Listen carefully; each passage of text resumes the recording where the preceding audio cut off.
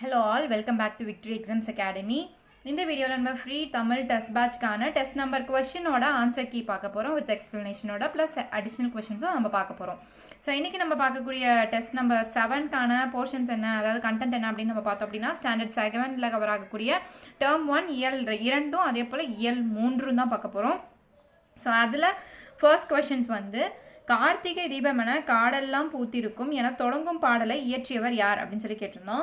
So option வந்து பாரதியார், ராசகோபாலன், பாரதிதாசன், கபிலர் அப்படின்னு options கொடுத்துருந்தோம்.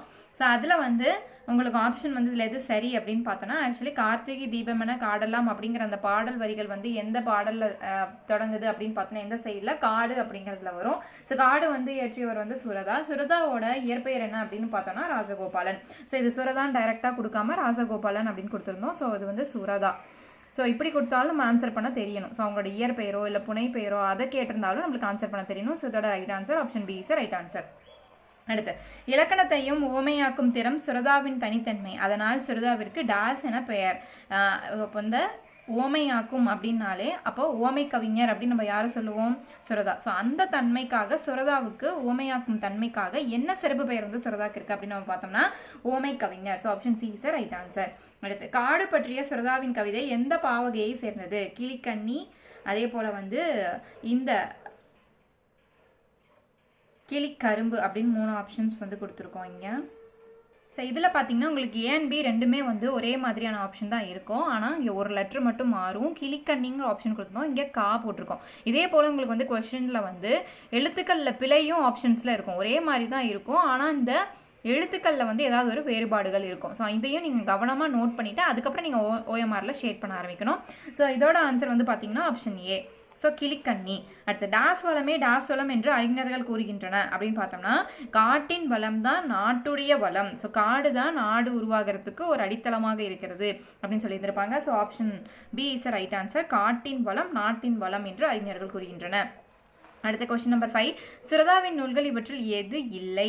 அப்போது ஆப்ஷன்ஸ் வந்து 4 கொடுத்துருக்கோம். இதில் வந்து எது சுரதாவோட நூல் இல்லை அப்படின்னு கேட்டிருக்காங்க. ஸோ ஆப்ஷன் வந்து உங்களுக்கு தேன்மலை, அமுதும் தேனும், துறைமுகம் மற்றும் கன்னி அப்படின்னு கொடுத்துருந்தோம். ஸோ இதில் தேன்மலையும் சுரதாவோட தான், அமுதும் தேனும் சுரதாவோட தான், துறைமுகமும் சுரதாவோட தான். ஸோ ஆப்ஷன் டி தான் இதில் வந்து ஆட் பண்ண அவுட்டாக தவறாக இருக்குது. So option D is right answer. அடுத்து காடு சுரதாவின் கவிதைகள், காடு அப்படிங்கிற அந்த பாடல் வந்து சுரதாவின் கவிதைகள் என்னும் நூலில் டாஸ் என்னும் பகுதியில் இடம்பெற்றுள்ளது.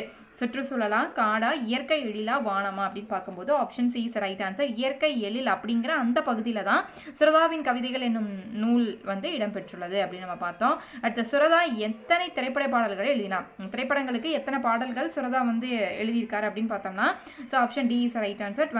25 பாடல்கள் தான் எழுதியிருப்பாங்க. So option D is right answer.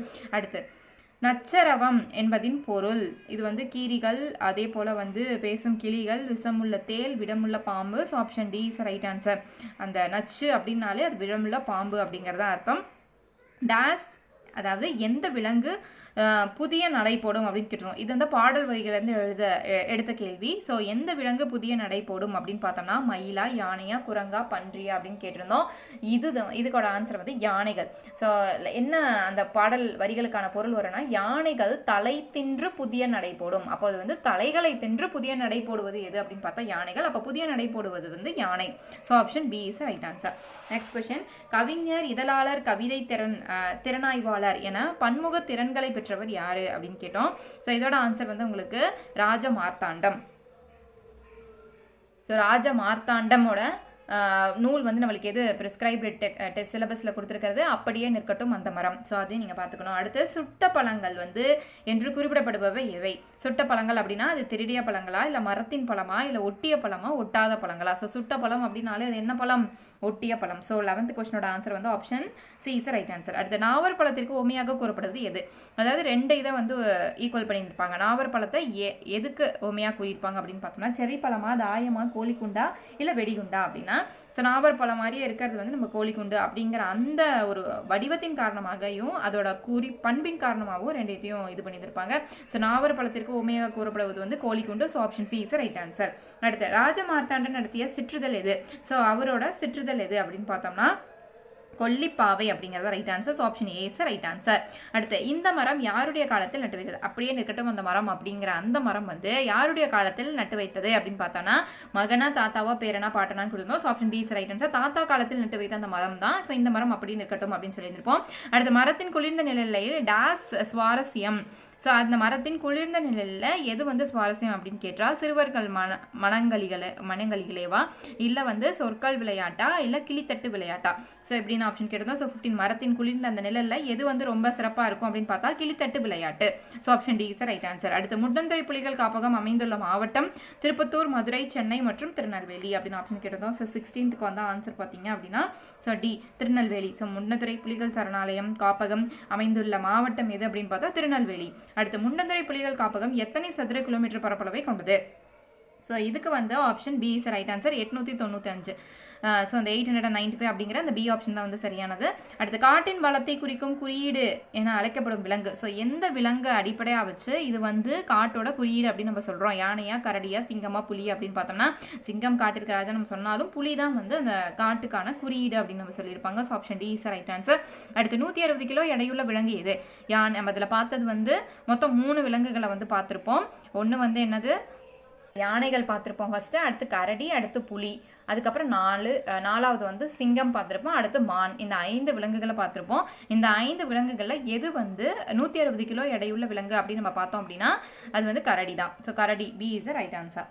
அடுத்தது பண்புள்ள விலங்கு என்று அழைக்கப்படுவது எது? புலியா, கரடியா, சிங்கமா, மானா அப்படின்னு பார்த்தா புலி தான் வந்து பண்புள்ள விலங்கு அப்படின்னு அழைக்கப்படுது. So option A is right answer. அடுத்து யானைகளை ஆண் பெண் என வேறுபடுத்துவது, அந்த வேறுபாடை வந்து நம்ம கண்டறியத்துக்கு எது ஹெல்ப்ஃபுல்லாக இருக்குது? கால்களா, தும்பிக்கையா, காதுகளா, தந்தமா அப்படின்னு பார்த்தா ஸோ அந்த தந்தத்தின் அடிப்படையில் தான் வந்து யானைகளை நம்ம வேறுபடுத்துகிறோம். அப்போ தந்தம். அதுவும் என்ன யானைகள்? ஆசிய யானைகளை வந்து நம்ம தந்தத்தின் அடிப்படையில் வந்து அதை வந்து பிரிக்கிறோம். அடுத்த கொஸ்டின் நம்பர் 22. ஜாதவ் பயேங் எந்த மாநிலத்தை சேர்ந்தவர்? ஒடிசா, சிக்கிம், அசாம், நேபாளம் அப்படின்னு ஆப்ஷன்ஸ் வந்து கொடுத்துருந்தோம். ஸோ 22nd கொஸ்டினுக்கு வந்து ஆப்ஷன் சி அசாம் மாநிலத்தை சேர்ந்தவர். யார்? ஜாதவ் பயேங் வந்து அசாம் மாநிலத்தை சேர்ந்தவர். So option C is right answer. So அதில் அந்த அசாம் மாநிலத்தில் அவர் எந்த மாவட்டத்தை சேர்ந்தவரும் நீங்கள் பக்கத்துலேயே நோட் பண்ணிக்கணும். அது வந்து ஜோர் விராட் மாவட்டம். ஸோ அசாமில் அவர் வந்து ஜோர் விராட் அப்படிங்கிற அந்த மாவட்டத்தை சேர்ந்தவர் தான் ஜாதவ் பேங்க். அடுத்து எந்த ஆற்றின் இடையில் ஜாதவ் பேங்க் காட்டை உருவாக்கினார் அப்படின்னு பார்த்தா பிரம்மபுத்திராவா, சிந்து, ராவி, கங்கை. ஸோ இவர் வந்து உருவாக்கிய அந்த காடு எந்த நதிக்கரைக்கு இடைப்பட்ட பகுதியில் உருவாக்கப்பட்டது அப்படின்னு பார்த்தா Brahmaputra. So option A right answer. Jadav பேங்கின் கடின உழைப்பில் காட்டை உருவாக்க எத்தனை ஆண்டுகள் தேவைப்பட்டன? மொத்தம் எத்தனை ஆண்டுகள் அந்த காட்டை வந்து உருவாக்குனார் அப்படின்னு பார்த்தா 25, 40, 30, 20 அப்படின்னு ஆப்ஷன் கொடுத்துருந்தோம். ஸோ அதில் வந்து option C is right answer. அவர் ஒரு காடை உருவாக்குறதுக்கு 30 ஆண்டு ஆச்சு. சரி, ஜாதவ் பேங்கிற்கு இந்திய வனமகன் என்ற பட்டத்தை வழங்கிய பல்கலைக்கழகம் எது? ஸோ ஜவஹர்லால் நேருவா, காமராஜரா, அன்னை தெரசாவா அப்படின்னு ஆப்ஷன் கொடுத்துருந்தோம். ஸோ இதில் வந்து option B is right answer. Jawaharlal Nehru பல்கலைக்கழகம் தான் ஜாதவ் பேங்க்கு இந்திய வனமகன் அப்படிங்கிற அந்த பட்டத்தை வந்து கொடுத்துருக்கோம். அடுத்து ஜிட்கலிட்டா என்பவர் அப்படிங்கிறவர் யாரு அப்படின்னு பார்த்தா வனவிலங்கு ஆர்வலர். ஸோ இது பறவைகள் கிடையாது, வனவிலங்கு ஆர்வலர். So option C is right answer 26th. அடுத்தது 27th கொஸ்டின். எந்த ஆண்டு பத்மஸ்ரீ விருது இந்திய அரசு ஜாதவ் பேங்க்குக்கு வழங்கியது? இப்போ ஜாதவ் பேங்க்குக்கு பத்மஸ்ரீ விருது வழங்கப்பட்டது. அது எந்த ஆண்டு வழங்கப்பட்டது அப்படின்னு பார்த்தா கொஸ்டின் நம்பர் 27க்கு. ஸோ ஆப்ஷன் வந்து டி. ஸோ 2015 தான் வந்து ஜாதவ் பேங்க்குக்கு அந்த பத்மஸ்ரீ விருது வந்து வழங்கப்பட்டது. அடுத்து 28வது கொஸ்டின். மண்ணின் தன்மையை மாற்ற கட்டமைப்பு மற்றும் மண்புழுக்களை உதவும் என்று கூறியது யார்? ஸோ அப்போ அந்த மண்ணை வந்து முன்னாடி வந்து என்ன பயிரிட்டிருப்பாரு, அங்கே வந்து மூங்கில வந்து இது பண்ணியிருந்திருப்பாரு. அந்த தன்மையினால் அது வளர்ந்துருக்காது, மண் தன்மையினால். ஸோ அப்போ மண்ணை வந்து நம்ம வளப்படுத்தணும் அப்படின்னா அதுக்கு வந்து கட்டமைப்பு மற்றும் மண்புழுக்களை நம்ம வந்து இது பண்ணணும் அப்படிங்கிறத அந்த இதை வந்து சொன்னவர் யார்? ஜாதவ் பேங்கா, இல்லை பேராசிரியரா, இல்லை ஜாதுநாத்தா அப்படின்னு பார்த்துருந்தோம். So option C is right answer, Jadunath. அடுத்து இதில் பார்க்கக்கூடிய எக்ஸ்ட்ரா கொஸ்டின் என்னன்னு பார்த்தோம்னா ஜாதவிற்கு எந்த பல்கலைக்கழகம் மதிப்புறு முனைவர் அப்படிங்கிற பட்டம் வழங்குச்சு? ஸோ மதிப்புறு முனைவர் அப்படிங்கிற பட்டம் வந்து கவுகாத்தி அப்படிங்கிற அந்த பல்கலைக்கழகம் தான் இவருக்கு அந்த பட்டத்தை வந்து வழங்கியிருக்கோம். அடுத்து ஐகாரம் சொல்லின் முதலில் வரும்போது ஒலிக்கும் மாத்திரை அளவு எவ்வளோன்னு பார்த்தா ஒன்றை அளவு, அதாவது 1 மாத்திரை அளவில் ஐகாரங்கள் வந்து சொல்லின் முதலில் தான் வரும், இடையிலும் நடுவிலும் வந்து வராது. அடுத்து சொல்லின் முதலில் மட்டுமே வரும் குறுக்கம் அப்படின்னு நம்ம பார்த்தோம் அப்படின்னா ஔகார குறுக்கம். ஸோ ஐகாரத்தோட சொல்லின் முதலில் வரும்போது மாத்திரை அளவு 1ன்னு பார்த்தோம். சொல்லின் அதை மாற்றணும். அப்போ சொல்லின் முதல்ல வரக்கூடிய குறுக்கம் என்ன அப்படின்னு பார்த்தோம்னா ஔகார குறுக்கம் தான் சொல்லின் முதலில் வரும். அப்போ ஔகார குறுக்கம் வந்து சொல்லின் இடையிலும் கடைசியிலையும் சொல்லில் வராது. அப்போது இதுவும் உங்களுக்கு ஆப்ஷனை கேட்கலாம். அப்போது எந்த குறுக்கம் வந்து சொல்லின் முதலில் மட்டும் வரும் அப்படின்னு பார்த்தா ஆப்ஷன் வந்து உங்களுக்கு ஐகாரம் கொடுத்துருக்கலாம், ஔகாரம் கொடுத்துருக்கலாம், அகர குறுக்கம், இந்த மாதிரி நிறைய கொடுத்துருக்கலாம். ஸோ சொல்லின் முதலில் மட்டும் வரும் குறுக்கம் எது அப்படின்னு பார்த்தா ஔகார குறுக்கம். ஐகார குறுக்கம் வந்து மூணுலேயுமே வரும், முதல்லையும் வரும், இடையிலையும் வரும், கடைசியிலையும் வரும். ஸோ மாத்திரை அளவு வந்து அதோடது முதல்ல வரும்போது அதோட மாத்திரை அளவு 1 மாத்திரை அளவில் ஒலிக்கும். அடுத்து முள்கூட்டல் தீது, முள்கூட்டல் தீது அப்படிங்கிறத சேர்த்தெழுது கிடைக்கிறது வந்து முற்றீது. அதே போல் கல்கூட்டல் தீது, அந்த இல்லுக்கு பதிலாக அங்கே என்ன ஆகணும் அப்படின்னா அந்த இடத்துல ஒரு ஆயுத எழுத்து வரும். அதே போல் அந்த தீ அப்படிங்கிற அந்த எழுத்து வந்து ரீ, அதே போல் டி அப்படிங்கிறது தான் மாறுது. அடுத்த பால் எத்தனை வகைப்படும் கொடுத்தா 4 வகைப்படும். ஸோ ஒரு சில இடங்களில் வந்து உங்களுக்கு 5ன்னு கொடுத்துருப்பாங்க. ஸோ பால் வந்து ஆண் பால், பெண் பால், பலர்பால், ஒன்றன் பால், பலவின் பால் அப்படின்னா 5 வகைப்படும். அடுத்தது நெஞ்சில் உரமின்றி நேர்மை திறமும் இன்றி அப்படிங்கிற அந்த கூற்றம் வந்து கூறியவர் யார் அப்படின்னு பார்த்தா பாரதியார். அடுத்து நம்ம ஸ்டாண்டர்ட் 7ல் டேர்ம் 1 இயல் 3ல் கவர் ஆகக்கூடிய கொஸ்டின்ஸ் வந்து பார்க்க போகிறோம். சங்ககால மக்களின் வீரத்தை கருப்பொருளாக கொண்டு பாடியவர் யார் அப்படின்னு பார்த்தோம்னா சுரதாவா, ராஜமாத்தாண்டமா, காவர் பெண்டுவா. அப்போ சங்ககால மக்களின் வீரத்தை கருப்பொருளாக கொண்டு பாடியவர் யார் அப்படின்னு பார்த்தா so option C Khawar bend. அடுத்து காவர் பெண்டு எந்த சோழ மன்னனுக்கு செவிலி தாயாக விளங்கினார்? அப்போ இமயவர்மனா, நெடுஞ்சேரலாதனா, கோப்பெரும் நற்கிள்ளியா, இல்லை வல்விலோரி அப்படின்னு பார்த்தா இதுக்கும் வந்து option C is right answer. கோப்பெரும் நற்கிள்ளிக்கு தான் காவர் பெண்டு வந்து செவிலி தாயாக வந்து விளங்கி இருந்திருப்பாங்க. அடுத்தது கொஸ்டின் நம்பர் 31. காவர் பெண்டு புறநானூற்றில் எத்தனை பாடல்களை பாடியுள்ளார் அப்படின்னு பார்த்தா ஒரே ஒரு பாடல்கள் தான் பாடியிருப்பாங்க. So option A is right answer A. அடுத்து புலி சேர்ந்து போகிய கல்லலை போல இப்பாடலில் புறநானூறில் எத்தனையாவது பாடல்? அப்போ இந்த வரிகள் வந்து புறநானூற்றில் எத்தனையாவது பாடல் அப்படின்னு கேட்டோம் அப்படின்னா இது வந்து option C is right answer. So 86. அடுத்து யாண்டு என்பதன் பொருள் அங்கு எங்கு எங்கே ஒன்று. ஸோ யாண்டு அப்படிங்கிறதோட பொருள் என்ன? ஸோ யாண்டு என்பதன் பொருள் எங்கு. So option B is right answer. அடுத்து கல்கூட்டல் அலை சேர்த்தெழுதுக. ஸோ கல்லலை, option A is right answer. அடுத்து 35 கொஸ்டின். தோரண மேடை ஒரு புறமாம் சொக்கட்டான் சாரியில் ஓர் புறமாம் இப்பாடலின் தலைப்பு. ஸோ இந்த வரிகள் வந்து எந்த பாடலில் இடம்பெற்றிருக்கு? புலி தங்கிய குய்யா, காடுயா, இல்லை அப்படியே நிற்கட்டும் மரமா, இல்லை பாஞ்சை வளமா? ஸோ இது வந்து option D is right answer, பாஞ்சை வளம். அடுத்து எந்த மன்னனின் பெயரை சொன்னால் கறந்து வைத்த பாலை கூட காகங்கள் குடிக்காது அப்படின்னு பார்த்தா இதுக்கு நம்மளுக்கு டைரக்டாக தெரிஞ்ச ஆன்சர் தான் Kattabomman. So option C is right answer. அடுத்து பாஞ்சையில் திருவாக்கு அருளியவர் யார் அப்படின்னு பார்த்தோம்னா இந்த சக்கமாதேவி அப்படிங்கிறவங்க தான் அருவாக்கு நிறுவியிருப்பாங்க. ஸோ இது வந்து உங்களுக்கு அந்த பாட்டிலேயே உங்களுக்கு கடைசி வரியாக வந்திருக்கும் சக்கமாதேவி. அடுத்து ஒரு பொறுத்துக்க வந்து கொடுத்துருக்கோம். ஸோ பொக்கிஷம், அதே போல் சாஸ்தி, அதே போல் விஸ்தாரம், அதே போல் வந்து சிங்காரம் அப்படிங்கிற அந்த மேட்ச்க்கு நம்ம வந்து இப்போ பொறுத்த போகிறோம். ஸோ இதோட 38ஓட ஆன்சர் வந்து அப்படின்னு பார்த்தோன்னா ஸோ பொக்கிஷம் அப்படின்னா ஆப்ஷன் 4 ஏக்கு வந்து 4 வரும். அதே போல் வந்து சாஸ்தி அப்படிங்கிறதுக்கு அழகு, அதே போல் விஸ்தாரம் அப்படின்னா செல்வம், அதே போல் வந்து சிங்காரம் அப்படின்னா மிகுதி. ஸோ அப்போ வந்து உங்களுக்கு 4, 1, 2, 3. So option A is right answer. Question number 39. Muthuramalinga Thevar சுத்த தியாகி என்று யாரால் பாராட்ட பெற்றார்? ஸோ ஈவேராவா, அம்பேத்கரா, பெரியாரா, திருவிக்காவா அப்படின்னு கேட்டிருந்தோம். ஸோ இது வந்து பெரியாரால் தான் பாராட்டியிருப்பார். ஸோ சுத்த தியாகி அப்படிங்கிற தலைப்பு அந்த பட்டத்தை வந்து யார் அழைத்திருப்பாங்க அப்படின்னா பெரியார் தான் வந்து சொல்லியிருப்பார்.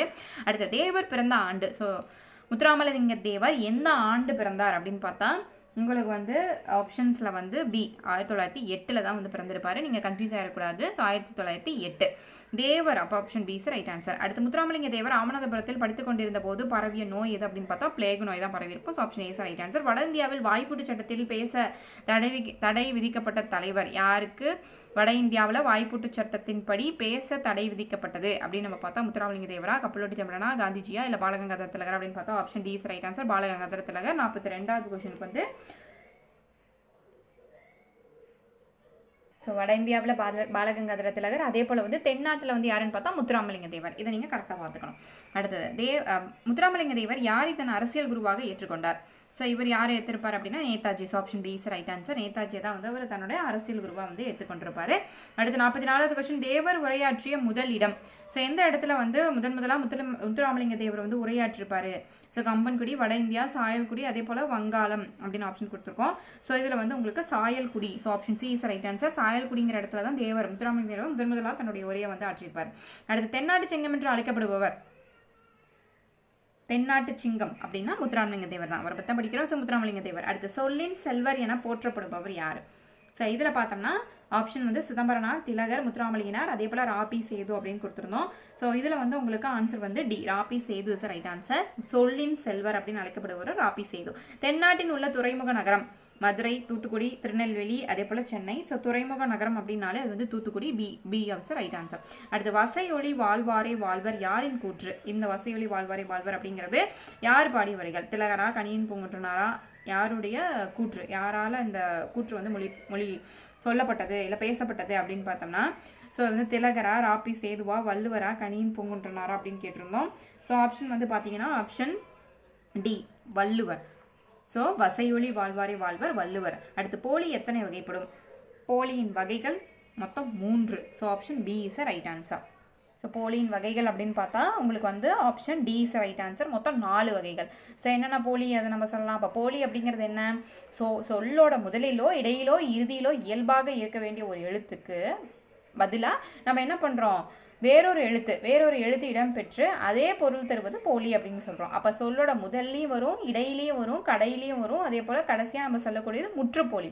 அப்போ போலி மொத்தம் இத்தனை வகைப்படும்? 4 வகைப்படும். முற்றுப்போலி, இடைப்போலி, கடைப்போலி, முற்றுப்போலி, முதற்போலி மற்றும் முற்றுப்போலி. ஸோ அப்போ மொத்தம் எத்தனை வகை போலி? மொத்தம் 4 வகைப்படும். So option D is right answer, போலியின் வகைகள். அடுத்து இதில் எக்ஸ்ட்ரா கொஸ்டின்ஸ் அப்படின்னு பார்த்தா, குற்றப்பரம்பரை சட்டத்தை எதிர்ப்பு மாநாடு எங்கே நடந்துச்சு அப்படின்னு பார்த்தா கமுதியில் 1934ஆம் ஆண்டு நடந்துச்சு. ஸோ குற்றப்பரம்பரை சட்டத்தை எதிர்ப்பு மாநாடு கமுதியில் 1934ஆம் ஆண்டு நடந்துச்சு. முன்பின்னாக ஸோ எதை நம்ம சொல்லுவோம்? இலக்கண போலி தான் முன்பின்னாக தொக்க போலி அப்படின்னு நம்ம சொல்லுவோம். ஸோ அடுத்த கொஸ்டின், ஒரு தொடரில் எத்தனை பகுதிகளில் போலிகள் வந்து இடம்பெறும்? அதாவது ஒரு தொடரில் எத்தனை பகுதிகள் இடம்பெறும்? ஸோ அப்படி நம்ம பார்த்தோம் அப்படின்னா, இப்போ தொடர் அமைப்பை பற்றி நம்ம பார்த்ததில் ஒரு தொடரில் வந்து மொத்தம் 3 பகுதிகள் வந்து இடம்பெறும் அப்படின்னு பார்த்துருப்போம். ஸோ ஃபஸ்ட்டு பகுதி வந்து எழுவாயாக இருக்கும், 2வது பயனிலை, அடுத்து செய்யப்படு பொருள் அப்படின்னு 3 பகுதிகள் வந்து இருக்கும்.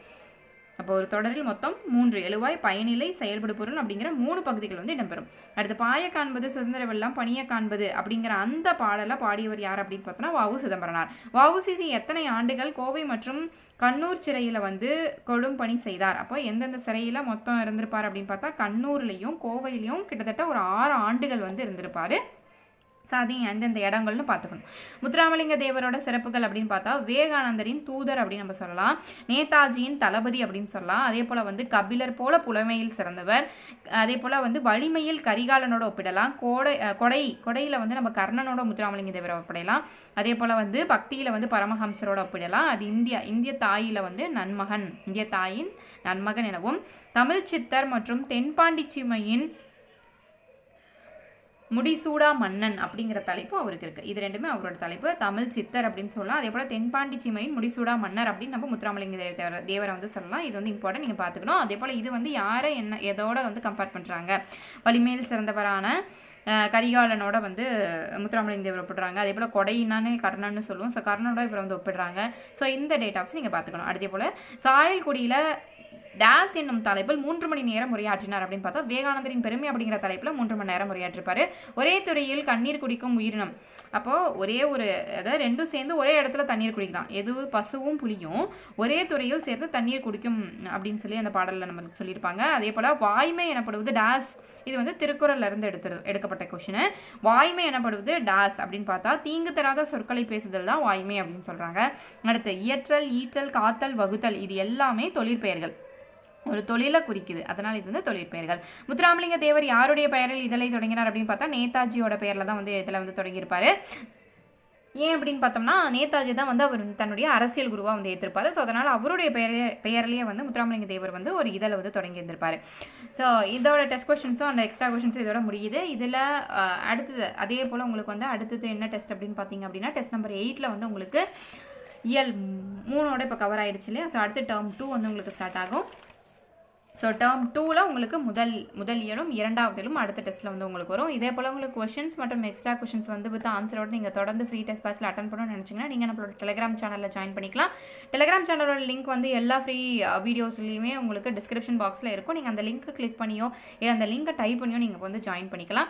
அதே போல் டெலிகிராமில் அன்னைக்கு போஸ்ட் பண்ணக்கூடிய வீடியோஸ்க்கான பிடிஎஃப் கொஷின் பிடிஎஃப் உங்களுக்கு வந்து அப்லோட் ஆயிரும். ஸோ அந்த question PDF plus with answer பிடிஎஃபோட உங்களுக்கு வந்து ஆன்சரோட வீடியோஸோட உங்களுக்கு அப்லோட் ஆயிரும். ஸோ நீங்கள் அந்த வீடியோஸை பார்த்தீங்க அப்படின்னா மறக்காம இந்த வீடியோக்கு ஒரு லைக் பண்ணுங்க.